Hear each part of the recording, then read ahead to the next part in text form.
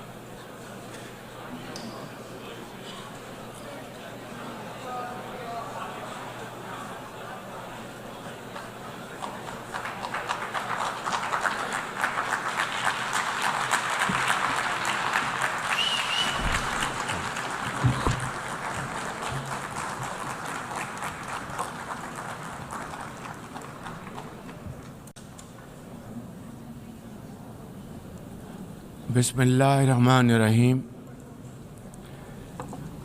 لیس البر ان تولوا وجوہکم قبل المشرق والمغرب ولکن البر من آمن باللہ والیوم الآخر والملائکۃ والکتاب والنبیین وآت المال علی حبہ ذوی القربى والیتامى والمساکین وابن السبیل والسائلین فی الرقاب وأقام الصلاة وآت الزکاة والمؤفون بعہدہم اذا عاہدوا والصابرین فی البأساء والضراء وحین البأس اولئک الذین صدقوا واولئک Those who believe in God are those who are on the side of good and not evil. Excellencies, ladies and gentlemen, Assalamu alaikum and a very good morning. I wish to congratulate Her Excellency Annalena Baerbock on assuming the presidency of the 80th session of the United Nations General Assembly. I also commend Secretary General Antonio Guterres for his bold leadership of the United Nations in testing times. Ladies and gentlemen, our world is more complex today than ever before. Conflicts are intensifying, international law is being brazenly violated, humanitarian crises are multiplying, terrorism remains a potent threat, disinformation and fake news undermine trust, climate change threatens our very survival, and more so countries like Pakistan.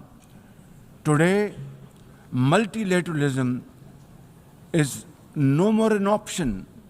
It is need of the hour.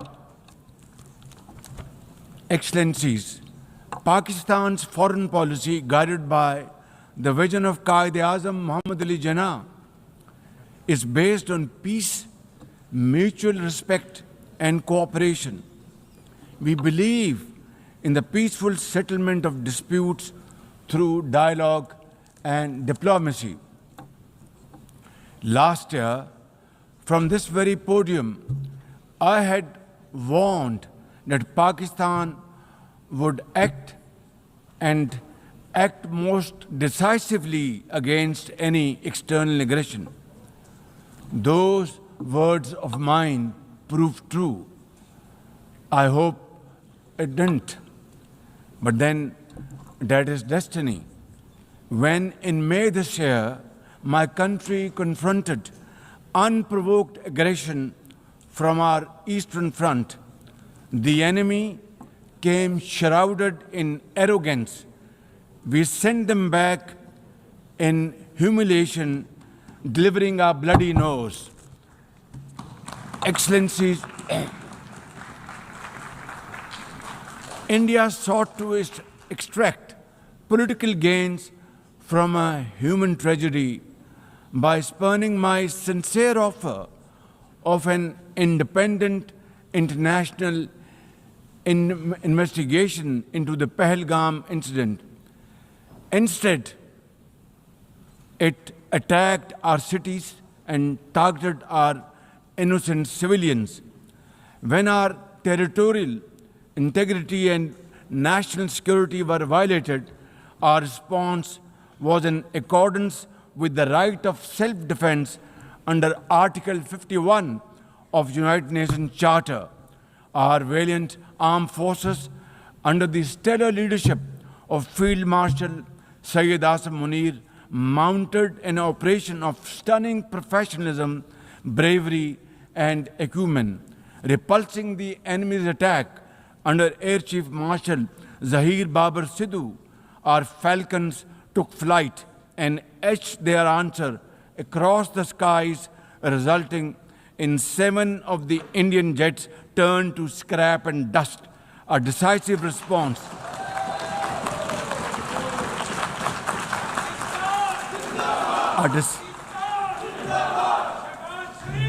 A decisive response to the aggressor that will echo through the annals of history.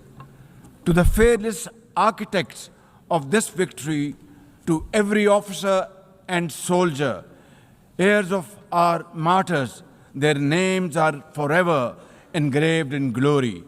To the mothers of our martyrs, their courage guides our path forward, and their sacrifice shall never be in vain, inshallah, God willing.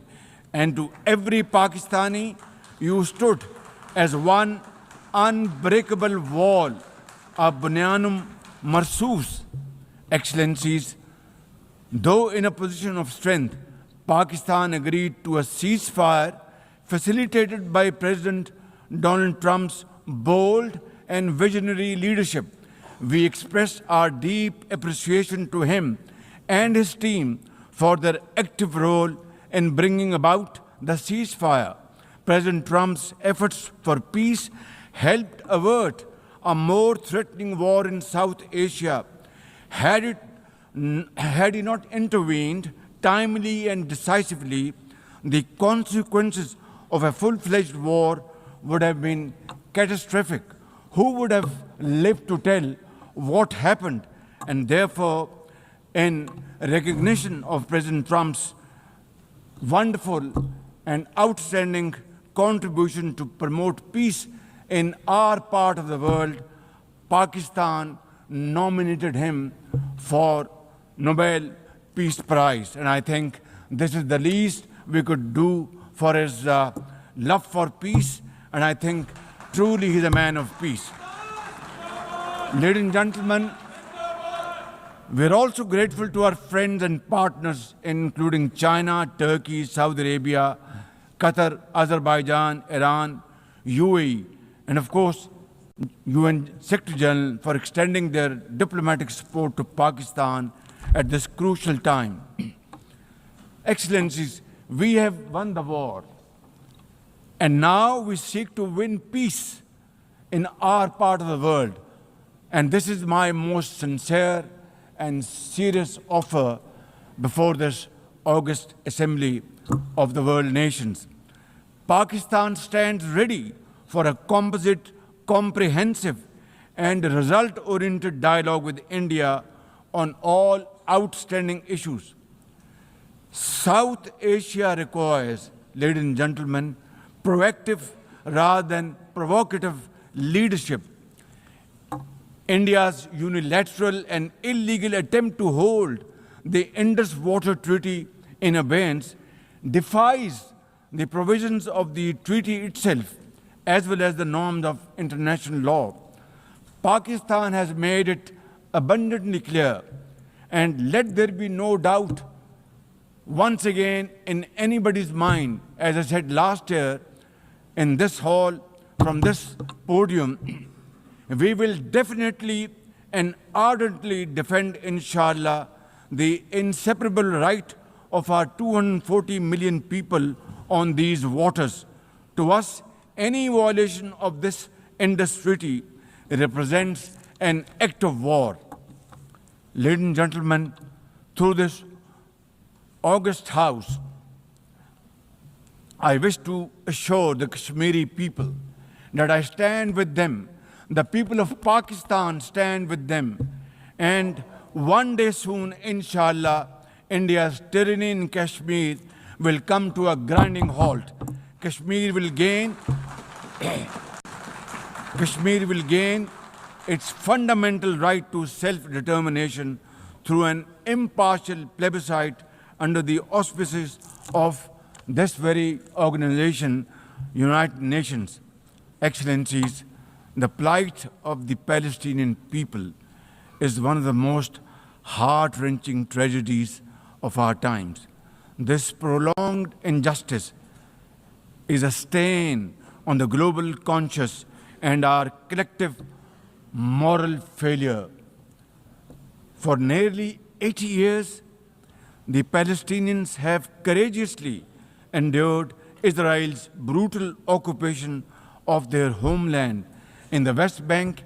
Each passing day brings new brutality, illegal settlers who terrorize and kill with impunity, and nobody can challenge them and question them. And in Gaza, Israel's genocidal onslaught has unleashed unspeakable terror upon women and children in a manner we have not witnessed in annals of history. In blind pursuit of its nefarious goals, the Israeli leadership has unleashed a shameful campaign against the innocent Palestinians, which history will always remember as one of its darkest chapters. But speak we must, Madam President, we must speak, and speak loud and clear. Our words are too little, too late for Hind Rajab, a child, nay, a little baby. We have all heard her trembling voice on that phone call, which little Hind made as she struggled to stay alive under Israeli onslaught and atrocities. Can you imagine that little girl, Hind Rajab, as if she was our daughter? Can you imagine not having the compassion to spare her life?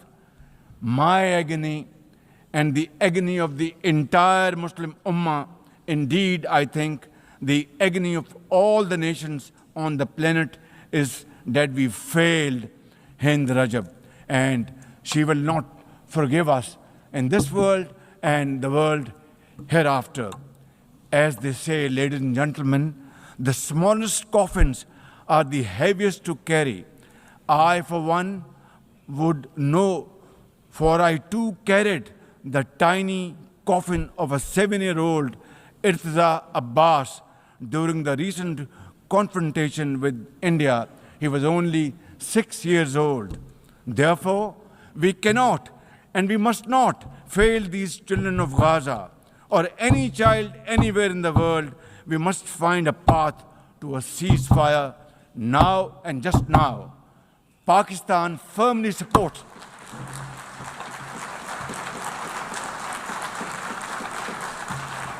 Ladies and gentlemen, Pakistan firmly supports the demand of the Palestinian people for the establishment of a sovereign Palestinian state with pre-1967 borders and Al-Quds Sharif as its capital. Palestine can no longer remain under Israeli shackles. It must be liberated and liberated with full commitment and with full force.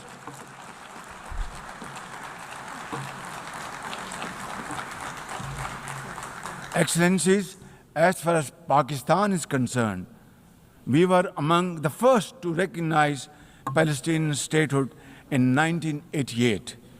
And now we welcome the recognition of the state of Palestine by a number of countries recently around the globe, and urge others to also follow suit, because time and tide wait for none. We are further grateful for President Trump's timely initiative to invite Arab Islamic states 3 days ago here in this building for a consultative session at the United Nations. And I was also part of that consultative process.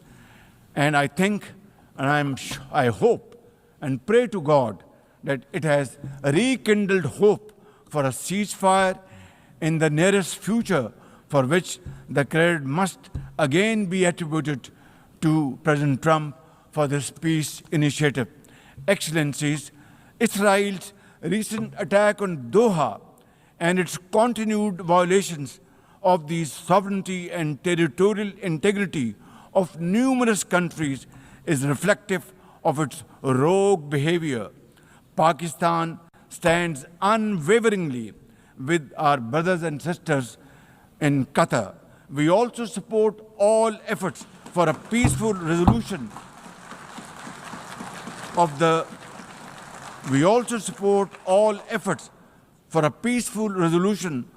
Ukraine conflict in line with the UN Charter to end human sufferings and global turmoil caused by this protracted war.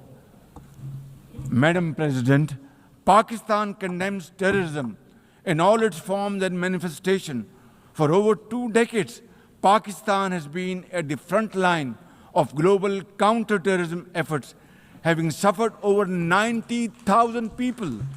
We lost 90,000 people of our country, babies, children, mothers, sisters, brothers, elderly people, doctors, engineers, and also suffered economic loss of $150 billion. Please tell me, put your hand on your heart, that what can be a bigger manifestation of our commitment to fight terrorism and erase it not only from the face of Pakistan, but from the face of this global world. And I believe a man killed in New York is a man killed in Lahore. A man killed in Islamabad is a man killed in London.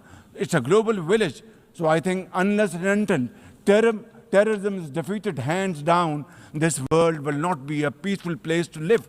And for that, Pakistan's sacrifices are probably the biggest around the globe. It must be respected and appreciated, because we are a bulwark. Had these terrorists not been encountered by us, they would have been roaming on the streets of New York and London and God knows Far East. So I think this is our humble contribution, not only for the people of Pakistan, but the people all over the world. Today we face externally sponsored terrorism, particularly from foreign-funded groups such as the TTP, Fitna al-Khawarij, Fitna al-Hindustan, BLA, and its Majid Brigade. operating from Afghan soil, these groups are responsible for some of the most heinous attacks inside Pakistan, including the dastardly Jafar Express train incident earlier this year, the train was hijacked and 400 people were kept for days and weeks. And mercifully, by Allah Almighty's grace, our armed forces and law enforcing agencies were able to recover them. Now, as an immediate neighbor and a brotherly country of Afghanistan, Pakistan has a direct stake in a peaceful Afghanistan. We believe that the key to development and prosperity lies in regional stability and connectivity. Pakistan continues to engage with all partners to extend humanitarian assistance, promote economic recovery, and encourage inclusive political framework in Afghanistan. The interim Afghan government must, however, uphold human rights, including women's rights. Above all, we expect that Afghan interim government to take effective action against terrorist groups and to ensure that Afghan soil is not used for terrorism against any country. Ladies and gentlemen, there must be no space for hate speech, discrimination or violence against any person or against any religion. Hate-driven ideologies such as India's Hindutva-driven extremism pose a danger to the entire world. While there is growing recognition of the dangers posed by Islamophobia, the imperative of effectively combating this menace can hardly be overemphasized. Pakistan welcomes the appointment of a UN Special Envoy to combat this scourge. Ladies and gentlemen, while we are confronted with the climate crisis, it demands the most urgent collective action. In 2022, Pakistan faced massive floods of humongous proportions that caused huge losses amounting to $34 billion and many valuable lives lost. This year again, we are dealing with another mega flood with thousands of villages washed away from the face of the earth, millions of people displaced, more than 1,000 killed, and billions of dollars of crop, livestock, and property washed away, lost to flood waters. Our nation stands united in these testing times, and we are dealing with this natural calamity with remarkable resilience by the grace of God. I have declared a climate emergency to cope with this challenge. The catastrophic floods of 2022 and 2025 this year are glaring examples of loss and damage caused due to climate change. Pakistan, to the contrary, my honorable guests in this hall and through the cameras around the globe, Pakistan contributes less than 1% of global emissions annually, yet it continues to face the relentless brunt and muddy waves of climate change. And then we are told to borrow loans and add on to our debt, huge debt pillars we have over the period of time. This is not fairness. This is not equality. This is not justice. This is not fair play. How can you expect a country which is a developing country facing humongous flood challenges every year due to climate change and no fault of ours, and yet we are told to borrow more loans? I think borrowing loan would be destroying your economy. We will be better off than not borrowing loan and standing on our own feet, working hard, tirelessly, blood and sweat, and we will, inshallah, make Pakistan a great country, inshallah. Ladies and gentlemen, while we deal with climate change, I bear good tidings on the domestic economic front. Socio-economic development and the welfare of our people are among my government's foremost priorities. we have successfully implemented deep-rooted structural macroeconomic reforms, modernized and broadened our taxation system, intensified efforts to mobilize productive investment, and embraced digitization, AI, and crypto as the tools of the future. Strategic partnerships, including our all-weather cooperation with China through the China-Pakistan Economic Corridor under President Xi Jinping's landmark Belt and Road Initiative, are contributors to our progress as I speak. I admire the vision and foresight of President Xi Jinping, whose recently launched Global Governance Initiative, along with other global initiatives, offers a comprehensive framework for a more just, fair, and inclusive development. Excellencies, as a non-permanent member of the UN Security Council, Pakistan is playing its constructive role in conflict prevention. The unanimous adoption of Resolution 2788 under our presidency of the Council has renewed our collective commitment to multilateralism, respect for the UN Charter, and effective implementation of UN Security Council resolutions. Excellencies, at the end, let me assure you that Pakistan will always stand for peace, justice, and development, for a revitalized United Nations, and for cooperative and multilateralism that is fair and inclusive and delivers for all. Therefore, let this 80th anniversary not simply commemorate history, let us make history and chart a future for the next 80 years with these United Nations as enduring hope for global good. Let us truly strive to become better together. Thank you very much. United Nations, long live. God bless you.